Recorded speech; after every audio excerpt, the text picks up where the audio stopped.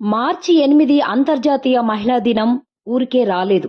శ్రామిక మహిళలు 8 గంటలు పని దినం కోసం, ఓటు హక్కు కోసం, సమాన వేతనం కోసం సుదీర్ఘ పోరాటాలు, సమ్మెలు చేశారు. గడ్డకట్టిన చలిలో దెబ్బలు తిన్నారు. పోలీసుల చేత లాఠీచార్జీకి గురయ్యారు. ఒకటి కాదు, రెండు కాదు, దశాబ్దాలు పోరాటాలు చేశారు. వారి పోరాటాలు, త్యాగాలు అనేక పోరాటాలకు స్ఫూర్తినిచ్చాయి. వాటిలో కొన్ని పాలకులను వణికించాయి. సమాజ మార్పుకు దోహదపడ్డాయి. పితృస్వామ్య హింసకు వ్యతిరేకంగా పోరాటాలు జరిగాయి. యుద్ధాన్ని వ్యతిరేకిస్తూ నిరసనలు చేశారు. అలా మహిళలు వివిధ పోరాటాలను కలిసికట్టుగా చేశారు. 1917 రష్యాలో మార్చి 8న బట్టల మిల్లు మహిళా కార్మికులు సమ్మెకు దిగి ర్యాలీ చేస్తూ ఇతర మహిళా కార్మికులను కూడా కలుపుకొని రొట్టె శాంతి కోసం మొత్తం 1,28,000 మంది రోడ్లపైకి వచ్చి నిరసన తెలిపారు. ఇదే ఫిబ్రవరి విప్లవానికి దారితీసింది. మహిళా శక్తికి జార్ చక్రవర్తి 4 రోజులకే గద్దె దిగాడు. రెండవ ప్రపంచ యుద్ధం తర్వాత ఇటలీ మహిళలు సమాజ మార్పు ఉద్యమాలలో క్రియాశీలకంగా పాల్గొంటున్న సమయం. 1945 మార్చి 8న వారి పోరాటాల వల్ల రాజకీయంగా ఓటు హక్కును సాధించారు. అలాగే 1946లో 21 మంది మహిళలు అసెంబ్లీలోకి, 4 మహిళలు రాజ్యాంగ డ్రాఫ్ట్ నిర్మాణంలోకి ప్రవేశించారు. వీరితో పాటు సమాన వేతనం కోసం, మెరుగైన పని పరిస్థితుల కోసం, మహిళల హక్కుల కోసం పోరాటం చేశారు.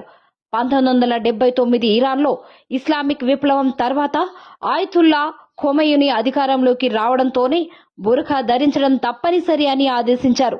దాంతో అంతర్జాతీయ మహిళా దినం రోజున వేలాది మంది మహిళలు తమ శరీరంపై స్వతంత్రత కోసం, సమానత్వం కోసం ఉద్యమించారు. స్వేచ్ఛ కేవలం పశ్చిమ తూర్పు దేశాలకే కాదు, అది సార్వత్రికమని నినదిస్తూ నిరసన తెలిపారు.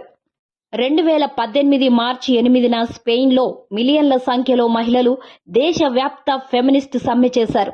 మహిళలపై హింస, వేతన వ్యత్యాసం, వేతనం లేని సంరక్షణ పనులకు వ్యతిరేకంగా ఉద్యమించారు.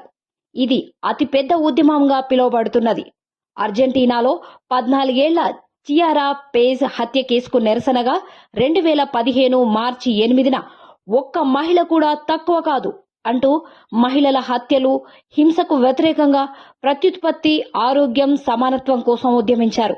ఇక మన దేశంలో మార్చి 8 అంతర్జాతీయ మహిళా దినం సందర్భంగా 1980లో అధిక ధరలు, వర్కట్నపు హత్యలకు వ్యతిరేకంగా, ఇక 1997లో బన్వారీదేవి అత్యాచారం, హత్యకు, ఇక 2013లో నిర్భయపై అత్యాచారం, హత్యకు నిరసనగా, మహిళల భద్రతా చట్టాల కఠినత కోసం 2018లో మీటీ ఉద్యమం, 2020లో పౌరసత్వ చట్టంకు వ్యతిరేకంగా దేశవ్యాప్త ఉద్యమాలు జరిగాయి. అందులో ఢిల్లీలో జరిగిన షాన్బాగ్ మహిళా ఉద్యమం చారిత్రాత్మకం.